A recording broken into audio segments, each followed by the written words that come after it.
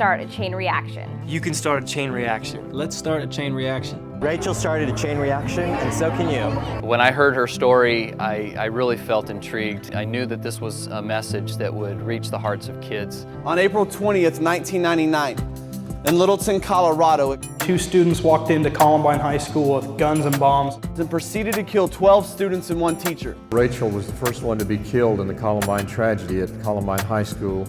About a month before she died, she wrote an essay, and I found it underneath her bed. It was caught on the mattress springs. And the essay was called My Ethics, My Codes of Life. In this essay, Rachel challenged her reader to start what she called a chain reaction of kindness and compassion.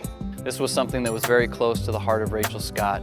She wrote about it in her diaries. She talked about it in papers that she would write for school or with her friends. She lived that out in her life, and even after her death, it has continued on, and that chain reaction is continuing to grow.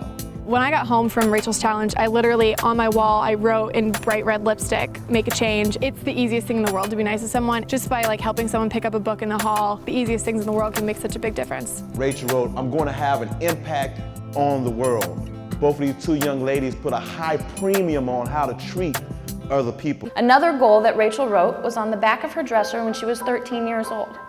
She drew an outline of her hands. And inside the tracing, she wrote, "These hands belong to Rachel Joy Scott and will someday touch millions of people's hearts." And by the time my family and I read this had already come true. And over the past 9 years since Rachel died, over 11 million people have heard the story about her. She simply was trying to make a difference in the lives of the people around her by simple acts of kindness, by showing them compassion when they were hurting. That is what, in the long run, was making such a huge difference in the lives of people around her. I think that this message is very timely. Bullying, I think, has always existed, but it's at a new level today.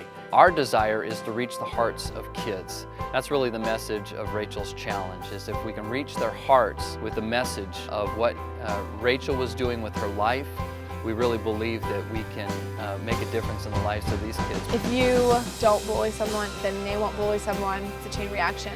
When you are nice to one person, how much it changes everything.